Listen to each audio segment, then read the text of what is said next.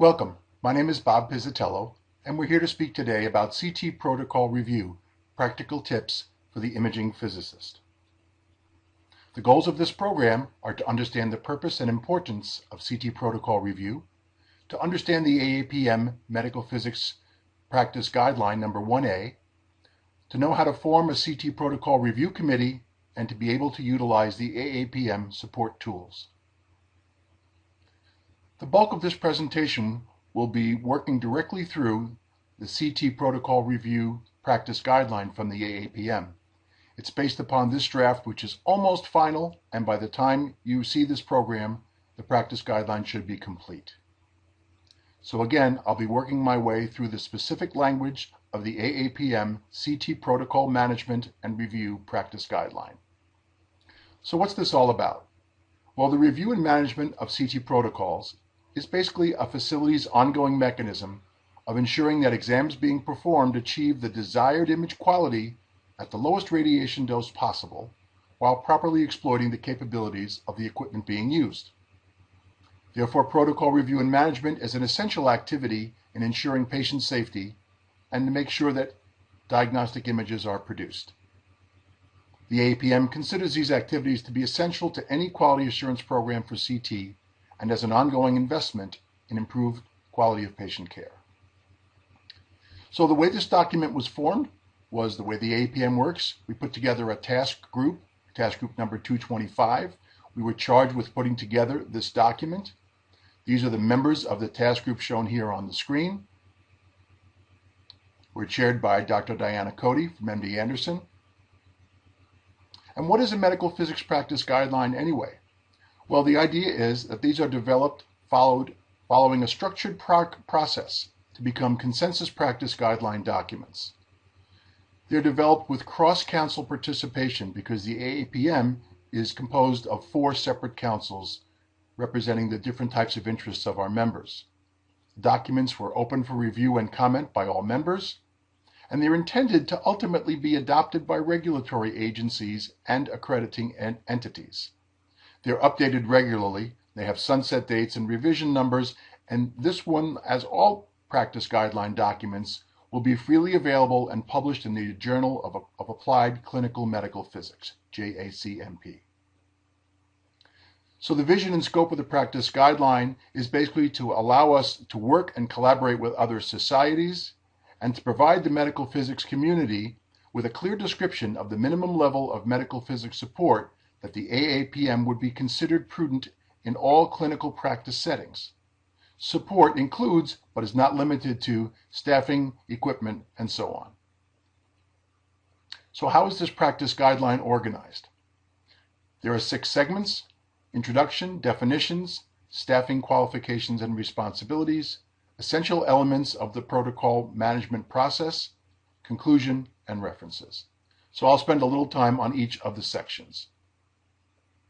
CT protocol management refers to the process of review, implementation, and verification of protocols within a facility's practice. This is the complex undertaking in the present environment. The challenges in optimization of dose and image quality are compounded by a lack of an automated mechanism to collect and modify protocols system-wide. The manual labor involved in all of this is not inconsequential. So how do we do this? Well, we have to have a team. So the document defines that a team must be responsible for protocol design and review of all parameter settings. Each team member brings different expertise and may have different responsibilities in the protocol review and management process. To be successful, it's important to understand the roles and expectations of each member. So let's talk about the responsibilities of the QMP, the Qualified Medical Physicist. So in the context of CT protocol review and management, the QMP's responsibilities vary depending upon the type of facilities, but regardless, the QMP must be involved in the review of all protocols. While regular dialogue is important, the QMP should also remember that the facility personnel themselves, in particular the lead CT radiologist, should lead the protocol management and review process. The QMP is an integral member of the team. The in-house qualified medical physicist may be very involved in this program, and find that this CT protocol review project may consume a substantial amount of his or her time. So they need to be sure that they adequately communicate with their supervisors that they have these responsibilities. The facility should understand that the CT protocol management and review process is an ongoing investment in improved quality of care. Many facilities utilize a consulting qualified medical physicist. It's important to remember that CT protocol review management, these services are above and beyond the normal services performed by qualified medical physicists, which typically include the annual physics CT survey. So these services have traditionally been limited to image quality and dosimetry and basic protocol review for a few selected exams, but this document talks about a broader role in CT protocol management and review. So, consultant medical physicists should make this clear to their clients and negotiate these services appropriately. Consulting medical physicists should work with the facilities to arrange mutually agreeable times to visit the facility for CT protocol review activities. 3 to 4 visits annually may be reasonable. What about the expectations of the lead CT technologist? The lead CT technologist is expected to provide the interface between the patient, staff, and the equipment. This includes workflow, the assembly and management of CT portfolio, and the education of the technologist pool. The CT radiologist leads the CT protocol management and review process and defines the image quality requirements. What about the process of CT protocol management review? It's important that this CT protocol review and management team designs and reviews all or new modified protocol CT settings for existing and new scanners to ensure that both image quality and radiation dose aspects are appropriate. While performing the review process, the CT protocol management team should pay particular attention to the oversight and review of existing protocols, along with the evaluation and implementation of new and innovative technologies that can improve image quality and/or lower patient dose in comparison with older protocols. Particular attention should be paid to the specific capabilities of each scanner. The review process should include a review of the most current literature, such as ACR practice guidelines, the AAPM protocol list, which we'll talk about at the end, peer-reviewed journals, and so on, to make sure that the protocols are state-of-the-art. The following are some important considerations. Recommendations for state and national guidance. Local, state, and federal law or regulation varies greatly depending upon the state in which the facility is located. The qualified medical physicist must be familiar with applicable federal law and the jurisdiction and the specific requirements for where the facility is located. Protocol review and management, while not always explicitly required by state law or regulation, may often facilitate compliance with many provisions within state laws and regulations relating to the radiation dose from CT. Frequency of review. The review process must be consistent with federal, state, and local laws and regulations. If there's no specific regulatory requirement, the frequency of protocol review should be no less than 24 months. This review should include all new protocols added since the last review. However, the best practice would be at least annually for a facility's most frequently used protocols. Here are a list of clinically significant protocols that require annual review. For every facility, there are protocols that are used frequently or could result in significant doses. If a facility performs the following 6 clinical protocols, the CT protocol review and management team must review these annually or more frequently if required by a state or local body. The 6 protocols are pediatric head, pediatric abdomen, adult head, adult abdomen, high-resolution chest, and brain perfusion if it's performed at the institution. Protocol naming is very important, and the document recommends considering naming CT protocols in a manner consistent with the RADLEX Playbook ID, and there's a reference. These would provide a more consistent experience for patients and allow for more direct comparison among facilities. This practice may also allow more direct utilization of the ACR dose index registry tools and provide more efficient automated processes with post-processing workstations. Permissions. It's important that each facility establish a process for determining who has permission to access the protocol management systems. Each facility should decide and document who has permission to change protocol parameters on the scanners, and if the scanner has password protection of protocols, and the document goes on to describe that in detail. Each facility should decide on the process of making protocol adjustments and the frequency with which those adjustments should be made. This includes decisions as to what approvals need to be secured before a protocol adjustment may be made, and the documentation process.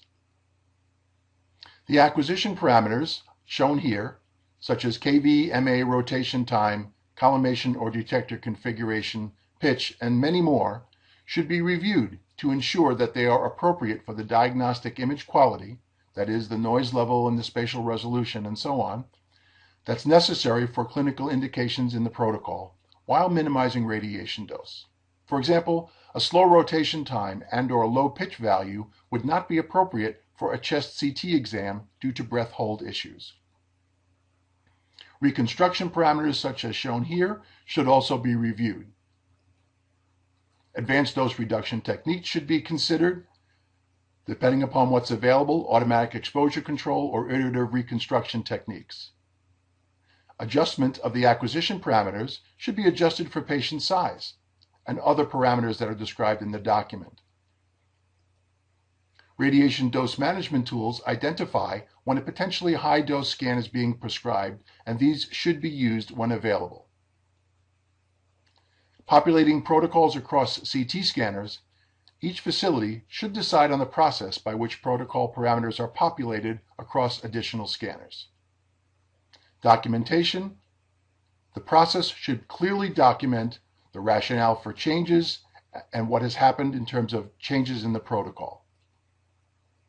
There should be periodic vendor-specific education refresher sessions.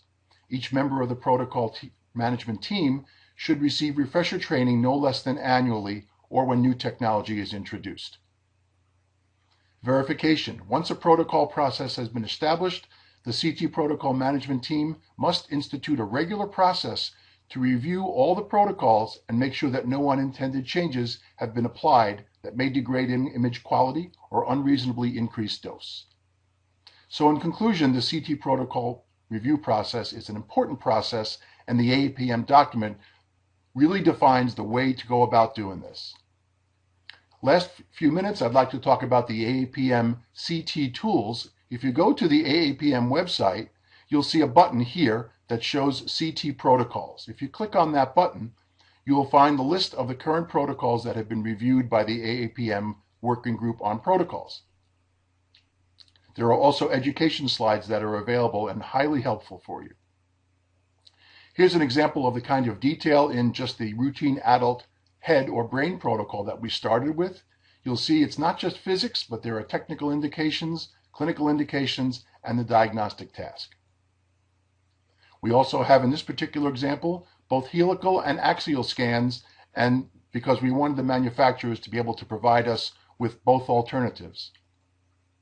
So what we did was, the committee consisted of medical physicist members and also representatives from META and the many manufacturers. So we asked each manufacturer to contribute protocols. We reviewed them. We kind of did gut checks to make sure they made sense, and we came to consensus on the protocols that have been published. So here's an example of the adult head protocol showing, for example, just the GE protocols. So you can see that there are 4 scanners shown here, but there may be more scanners shown for any individual protocol. But we cover these for all the manufacturers. There's also the AAPM CT lexicon shown on that website, and that gives a lot of detail on the different language that all the manufacturers use to describe the various parameters in CT. So here's an example of the scan acquisition and user interface basics. And this slide I just showed 4 manufacturers so that you could actually see the words.